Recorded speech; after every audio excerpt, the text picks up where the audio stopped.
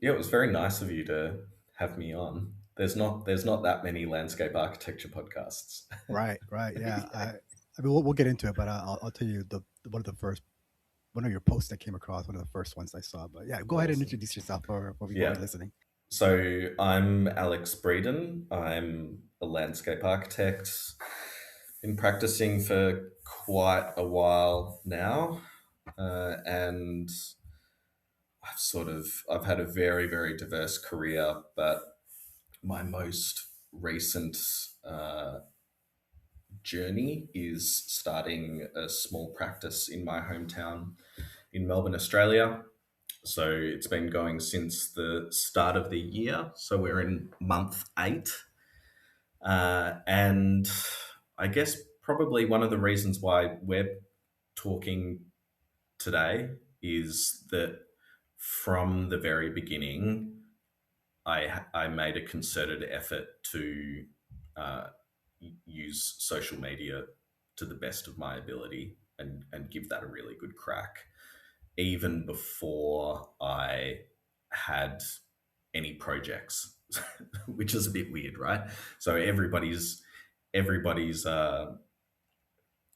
natural inclination, say, is I'll start posting on social media when I've got something to show. And for whatever reason, well, I do know the reason, but I decided to flip that and just say, no, I'm just going to start posting from day one and see what happens. So, yeah, over these past few months, it's been a really interesting ride, and you can watch me. I can be your little scientific experiment to see literally from day one how social media affects a landscape architecture practice, starting off and finding work and celebrating wins, and also being candid with uh, trials and tribulations as well. That's something that I'm trying to do too. I think that's probably. I would say maybe you have a little more insight, obviously, but I think that that's probably the most engaging content. I would think the more where you're a little more personal, right? You're not necessarily talking landscape architecture or the business side of things. You're kind of being a little more sharing about your own personal life and what you're going through. Mm. Yeah, I guess if we can go back, you're starting this year with with your own firm. Prior to that, you were at a larger firm? I know you've started other companies in the past, right? Yeah. So Yeah. probably starting from the beginning, I um, born and bred Melbourne, Australia. I did my education in Melbourne as well, and I knew from while I was at university that I wanted to orchestrate my career so that I could go overseas as quickly as possible. I was just one of those people that just wanted to get out of Australia ASAP.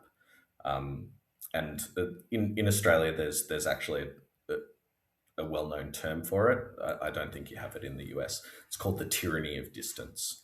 So there is a whole history and psychology to Australians feeling like they're missing out and they need to travel the world. And in particular, because we've got a bit of a history, we've got British origins. Um, Still, the vast majority of Australians that are suffering from this tyranny of distance move to the UK.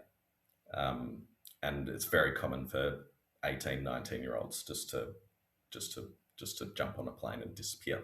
Anyway, so I pretty much finished university and got on a plane to not London. I went to I went to the Netherlands in Rotterdam and worked for a company there. They're called Lola Landscape Architects, and that just blew my little mind. Being in a country like that, um, especially a country that respects architecture and design so much.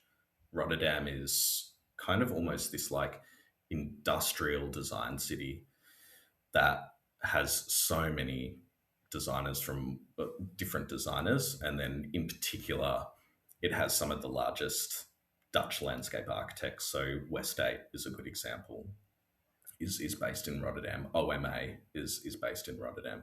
So I started with this smallish company, Lola Landscape Architects, which was this sort of ragtag group of misfits, super young at the time. Like my directors were early 30s. And probably that taught me that early on, if you took yourself seriously, you could achieve pretty amazing things from a very early age, and essentially not letting age restrict your thinking. So these guys were pretty influential. They started their company when they were at university. That actually barely worked for anybody else, and then by the time I'd got there, there was about 15 people, and they were working all over Europe and things like that. So that was really fun. I was getting homesick. I had a girlfriend back home, now my wife, and then I still wanted to work overseas. So then we went off to China, Shanghai. With the Yeah, which family, was with really you and your girlfriend together. yeah, girlfriend now wife. So we got Gotcha. we got married while we were in China. Ah, So that was really good. So I just kept the big journey going. So that was just another whole experience, and that was pretty wild. yeah. Yeah, What was like that? try. You got to imagine that culture shock, right? Yeah, yeah, yeah, It was definitely. pretty big. It was pretty big. Yeah. Yeah, it's funny, because I was there for a long time. I was there for 7 years, and once you've been there for a while and you know the ropes, you'll meet somebody that has just arrived, and you could pretty much straight away tell if they were going to survive or not. It was that obvious, and a lot of it had just had to come down to food. Like, do you love Chinese food or not? And it's like, if you do, you got a good chance of surviving. That makes sense. Yeah, That but makes sense. definitely completely different universe over there. Different different design culture, different speed, different ways of doing things. Um, the size of things was dramatically larger. So yeah, I definitely had to reskill there. However, interestingly, a lot of my experience that I got in Rotterdam translated well to China. Yeah. So I worked there for an Australian company, Hassel, for a couple of years. And then me and two other close mates from Australia who were also there at the time, we started a company called Gossamer Design, which was very much very much a Chinese company. So yeah, we spoke a hybrid of Chinese and English in the studio. We had um, we had some people that didn't speak English, and we had some people that didn't speak Chinese, and then a mixture in between. And we did mostly large master planning work. You'd call it landscape urbanism. We were essentially practicing as landscape urbanists in the truest sense. These giant projects, river corridors, where landscape was really the defining characteristic of these developments, which was, yeah, it's good. Charles Waldheim would be proud. Nice. And what year was that? How long ago was this that the Gossamer Gossamer started? was from 2018 to 2021. Okay, Yeah, and then COVID popped off, and you know, made your way back. yeah, pretty much. Yeah, yeah. It's what I say. It's like it doesn't matter what was going on in your life. Everybody got one excuse that year. Right. Right. Yeah. Yeah. Yeah, Totally. yeah. Relationships, like whatever. Yeah. So it wasn't that we were going badly. Um, I COVID made it really difficult for, especially because we had international people, so people traveling back and forth.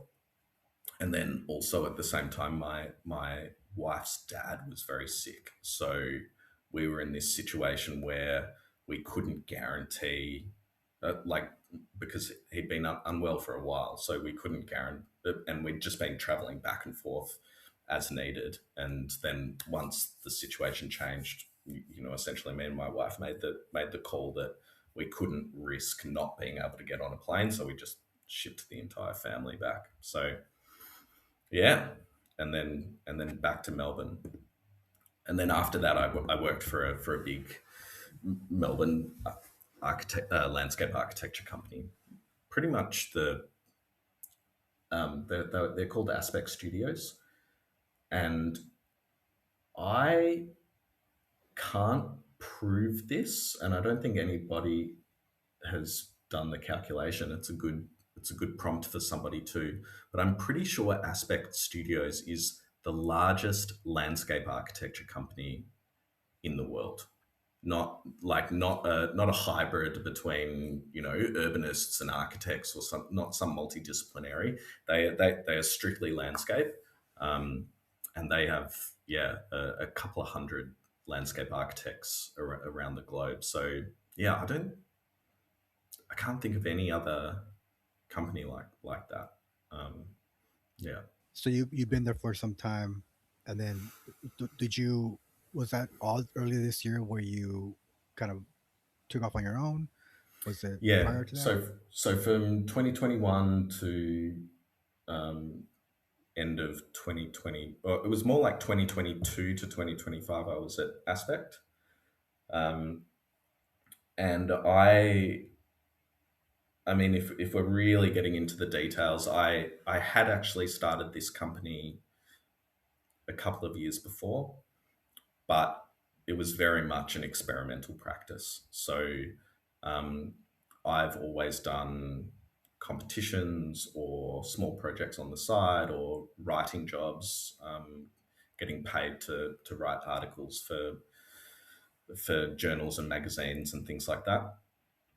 So that's actually where the name came from, because I had this sort of mixed bag of things that I was doing on the side. And I was also an avid blogger back in the day. It's like nobody blogs anymore, right? Yeah, they seem to be going away. Yeah. Yeah. So yeah, I had a blog spot, but now it's a Substack. I transferred from Blogspot to Substack, so a lot of my writing is now on Substack. So I collectively called all of that my offcuts. Um, and then when I was leaving Aspect, my last job, and moving into this one, I was sort of tossing and turning. Oh, what do I call my practice? Blah blah blah blah blah. And I've got a good friend that runs a pretty successful architecture studio, and he was quite blunt with me, almost rude, where he was essentially telling me that I wasn't allowed to rename the practice. So it was like, he's like, "You're naming it Offcuts, and Yeah. you don't have a choice." I'm like, "Oh, okay, all right." It's unique. They don't, it's Yeah, not, no one's confusing offcuts with the aspect landscape architecture, right? It's not a, yeah, yeah, yeah, it's definitely exactly. unique. Yeah. Yeah, It and works for it's you. yeah, and obviously I've been thinking about the name a lot, and you've essentially got two options. You can name it after yourself, or you can name it with some sort of contemporary portmanteau or newish sounding word. You would fall into that second category, right? Sitio. It's like a nice sounding contemporary name. You know.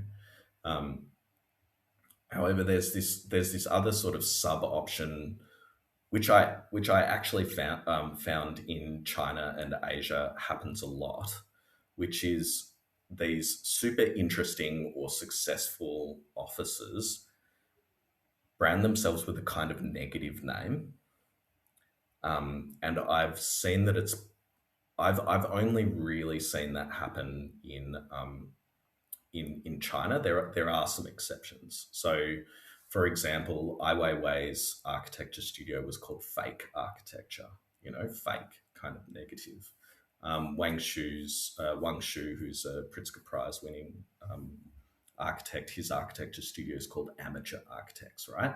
So it's like kind of funny that a Pritzker A little Prize winning self-deprecating. architect, Yeah. yeah, is calling himself an amateur, Right. and it sort of comes from this um, sort of Taoist, Confucian, philosophical position, which we would almost call like Stoicism or something like that, where it's like essentially don't get too ahead of yourself and try and be humble. A good example outside of China is probably Julie Bargman's studio, Dirt Studio, right?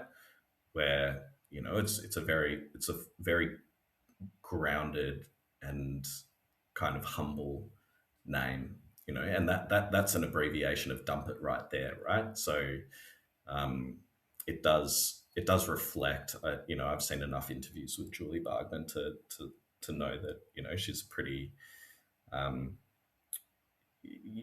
funny and idiosyncratic person, right? So yeah. So anyway, that's where the name comes from. You know. Um, And you had been doing social media posts prior to sort of hopping on your own um, with Offcuts, right? You had been. I think there. You mentioned the blogging. I think that kind of goes along with some of your posting. Um, we brought it up earlier. One of the first posts that came across my feed from you was your you listed the richest landscape architects, right? And I think it was a couple that had created a mapping system.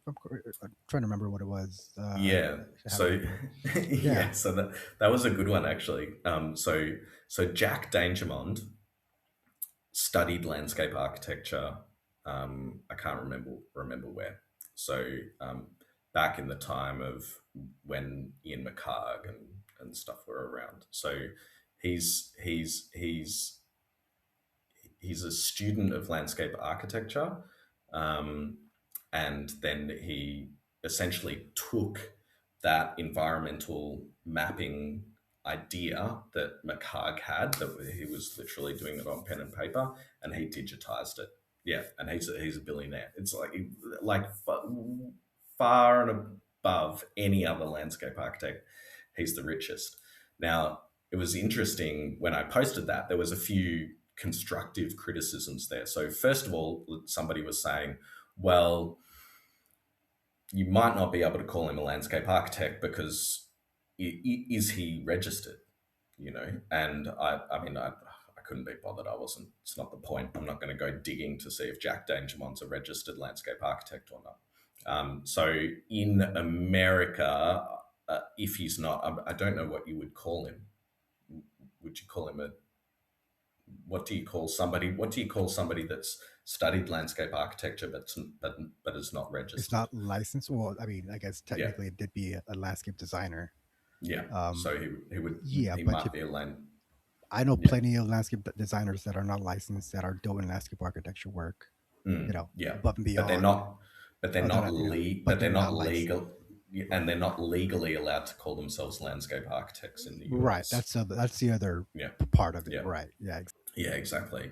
The crinkle in that is that um, not everywhere in the world follows that same restriction. So Australia doesn't have that restriction, and many parts of Europe don't. The governing body hasn't restricted that title. Yeah. The other thing that was really wild about that was that I claimed that Jack Dangermond was a student of Ian McHarg, and then Elizabeth Meyer, one of my heroes, who's a lecturer on the East Coast, chimes in the comments going, actually, he didn't. He's not a student of Ian McHarg. He went to a different university. So it's good that I'm attracting the right people, right? Yeah, for sure. Absolutely. Yeah. Um, so you decided to start your offcuts on your own Hmm. with, I mean, you said it yourself, zero clients, zero, no business, and kind of jumped in pretty actively with the posting on Instagram. I guess with the idea that you're sharing your journey, creating the firm, starting your practice, and showing how you're. I mean, I think you're literally showing how your process of how to acquire clients, how you're doing the work, how you're presenting it, and how you're getting your yourself out there. Um, what has been the response to that from, like, you know, colleagues and maybe potential clients? Have you gotten any? Do you have any sort of measurement of how that's working out for you?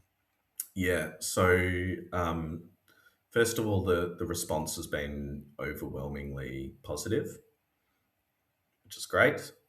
Lots of people I know, um, when I see them and things like that, have really positive things to say, especially students and younger practitioners have been really into it.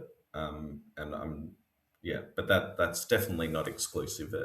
I think everybody's essentially just like sitting back, eating popcorn, watching it, seeing what happens. Um, so yeah, I found that the push in Instagram in particular. We won't talk about LinkedIn, and I did a bit of TikTok, but I just can't be bothered with TikTok. Um, there are some projects that I can track directly back to Instagram. So it's like people messaging me saying that they've got a site, and then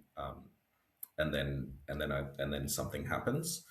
And currently, that's around about 25% of my revenue. Then the rest of the 75% is, we'd call, like, traditional sources, right? Like word of mouth, friends of friends, old colleagues, developers I've worked with, things like that. But once again, that's harder to track the influence of Instagram. I know that having a social media presence is important, um, but I can't translate that directly back to the sales. So what I hear a lot from, including people that I want to work with in the future, and we just haven't found an opportunity to work with yet, where it's, when we meet up, they're like, "Oh, hey, bro, I see you every day now." And I'm like, "Yeah, that's right. That's exactly what I'm trying to do. I'm just trying to get like 30 seconds of your time, like every day or every 2 days. So I'm just like back somewhere in the back of your head, that when something does come up, it's like I'm close. I'm close to hand, and close in mind. So I think that is probably the latent potential of Instagram that I'm hoping will grow in the future. Um, and making engaging content about not only the business side, and seeing how I'm growing as a business, but also, I'm quite bookish, right? So there's the whole sort of academic and intellectual side of landscape architecture that I really like, that um, I was just going to do anyway, right? So, and some, let's say, some architects that I want to collaborate with, engage with that intellectual side more, and then others might not. I might scare them off a little bit, saying that this guy is a bit too wishy-washy, but maybe that's a good thing. So yeah, it's, in the best sense, hopefully it's this sort of self-selection sieve mechanism, where I am putting myself out there, and I'm attracting the right people and discouraging the people, the and discouraging the right people as Right. well. Yeah. Yeah, It's it acts as the main filter, right, for people you do want to interact with. Um, yeah, yeah, yeah. yeah. Like, for For example, I'll tell you a story about somebody, a situation where it discouraged the right person, right? So, um, uh, I'm quite friendly with a recruiter here.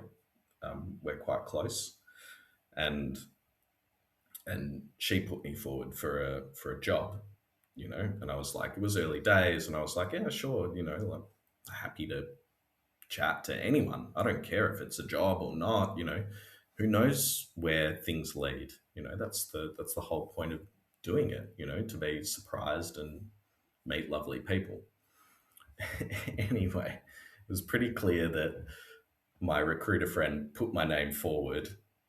The company Googled me, found my Instagram, and was like, "Whoa, no way! This guy is way too wild." Like, so they cancelled the coffee catch up. Um, so it's like, but I'm a positive dude, right? So Which in um, the end, that's probably a good. You don't want to find that out mid conversation, right? Like having exactly, or yeah, mid project, yeah. right? God forbid. Well, it's good for Yeah, everyone, right? yeah, Like they got to jump onto my Instagram and see yeah. that I That's was I true. was not I was not the right fit, and saved them coffee time and me coffee Yeah, time. So yeah. You're right. It's not something that you can readily get grasp from just a website, right? You're not going to get that initial sort of feedback from your content as if you just had a blurb on your website about who you are and what you do. Yeah, yeah, that's yeah, that's uh, yeah, that's a good way to see it. Um, yeah. So I think coming coming through this process, one thing that I'm realizing is that, um, yeah, as a business, you want to attract clients and people, and you want options. You want to be flooded with potential jobs, but being the most general, um, appealing to the most general audience won't necessarily get you more jobs. That's what I'm hedging my bets on. That it's actually being a little bit particular in the way that you present yourself is going to be better for business, not worse. yeah, Yeah. that's definitely a good way to go about it. Um, so we're not now that you're I want to say we're 6 months, 8 months into the 8 months. Yeah. Instagrams, right? Yeah. Um, do you see yourself? I mean, I think you do see yourself continuing, creating more and more content. Um, do you? I'm thinking in terms of say you get busy and you have tons of work coming in. How does that? How do you see yourself balancing that with the Instagram posts? I only ask because for me, it's been this is probably the second recording for an episode of the podcast this year because I've been out for like a year, a little over a Yeah. year. It's just the time, right? Time gets, especially with family and kids and everything involved. Um, I don't even know what the question is, but I'm just thinking, Yeah. you know what I mean? Am I? Yeah. How am I finding the time to keep going? Yeah, yeah, Yeah. exactly. Yeah. It's a really tricky one because, first of all, Instagram in particular, but also good business development, consistency is so, so important. So everybody talks a lot about the algorithm, like it's some sort of entity or something like that. Um, but a lot of the advice that I've been given and like Instagram influencers are saying that I'm hearing that, consistency is almost more important than quality. So if you're doing something that's getting 1,000 views, but you're doing it every day, that's much better than trying to make some sort of perfect form piece of content every month. Um, and yeah, I'm right in the middle of this problem that you're asking. So I'm I'm pretty busy at the moment, so which is a blessing, and I need to be extremely vigilant to make sure that I'm carving out enough time to be consistent as possible. So one thing that I need to do, there are levers that I can pull. There's for example, there's AI programs that can edit your content a little bit more. There's different formats on Instagram that go extremely well but have a lower input. So currently, I do my my reels and posts take quite a bit of time. I did it in my I outlined it in my Landscape Australia interview I've done recently. So I my method at the moment is to do one reel and one post, and they're related, and they follow up. I post the reel, and then I post the carousel a couple of days later. So those combined, from thinking to execution post production, takes about 3 hours. So I get one post for every hour and a half of work that I do. But that's just the format that I've chosen, where it's like there's slides and I'm spliced green screen spliced in front. There's lots of editing. There's there's a culture going on at the moment in Instagram called Yap culture. Have you heard of Yap? Yapping. It's I've heard the term, but I have no idea what it is. yeah, yeah. So everybody's talking about yapping, which is essentially you just grab your phone and you just go blah blah blah blah blah blah blah blah blah, and you just say something. There's a lot of art to that, and it's like it looks very natural and off the cuff, and it's like anything but. Um, However, those take far less time. So if I wanted to, which I haven't yet, I could potentially yap a lot more, which would reduce my inputs. But I'm sort of undecided whether that's the kind of thing that I want to put on my feed and things like yeah exactly. So but yeah, anyway, to answer your question, it's very difficult, and I am very keen to keep it as consistent as possible as I get more and more busy. Um, yeah, that's the goal. Yeah. Oh, really? That's it? Wow. Would you would you would you recommend, like, say someone coming out of school, right, coming out of their education into the working field, would you recommend they do something along the lines you're doing as far as sharing their day to day? um I'm just thinking how this would work for someone starting out, and what that how that would um I mean, it's got to help, right, to get their name out there and get their face to people in the industry to kind of Mm, recognize who they are and what they're trying to do, right? I mean, what are your yeah. thoughts? Yeah. And once again, I was talking about this in my Landscape Australia interview. There is actually a crop of younger Gen Z landscape architects. They're either studying at the moment or they're just finished, and they're the most active that I can see, and they're doing it really well. So it's a whole bunch, but the one that comes to mind at the moment is Landscape Lil.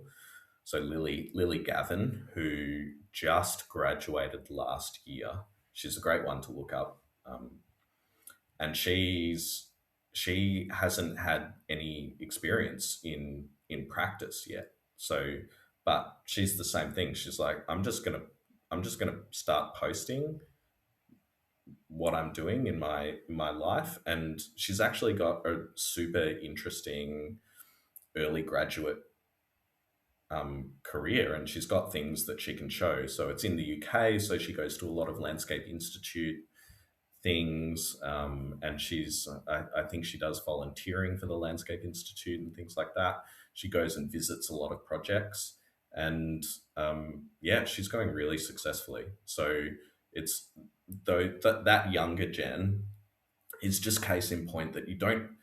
you don't need to like have a deep set of knowledge yet. You just have to um, be be passionate about what you're talking about and learn the basic skills of content. You know what looks good and what doesn't, what goes viral and what doesn't, and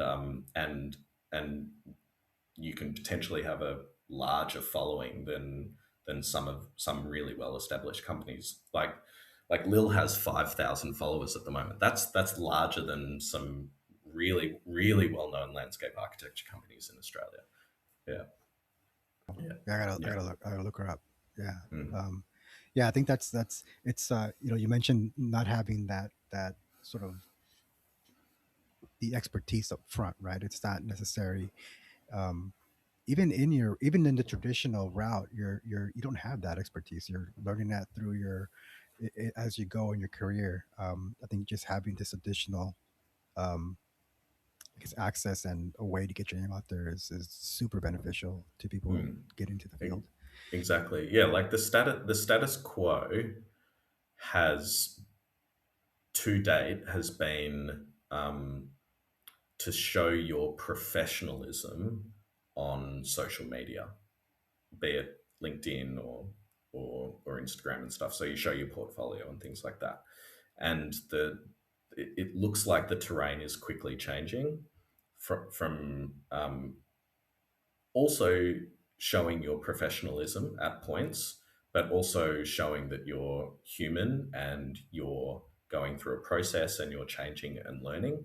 And I think, one of the most powerful things uh, a a let's say a senior person in our industry can do is actually to show 20, 30 years into working as a landscape architect, you're still learning and you're still like making mistakes and you're whatever brave or silly enough to show everybody those wins and losses. So, and like how much of a there would be such a people would be so excited to see I don't know, like Laurie Olin talk about stories from his past and things, like I would just love to hear Laurie Olin talk about some disaster that he had when building, some project in New York City or something like that. Like that's what I want to see, you know. And coming from them directly, right? Where it's not through it's not an article, it's not a press release. It's it's Mm, them talking directly to everyone. yeah. Yeah. Well, Alex, thank you very much for taking the time, man. I know we have a big time difference between in Anaheim and Melbourne, but we made it work. Yeah. Let's do it again sometime.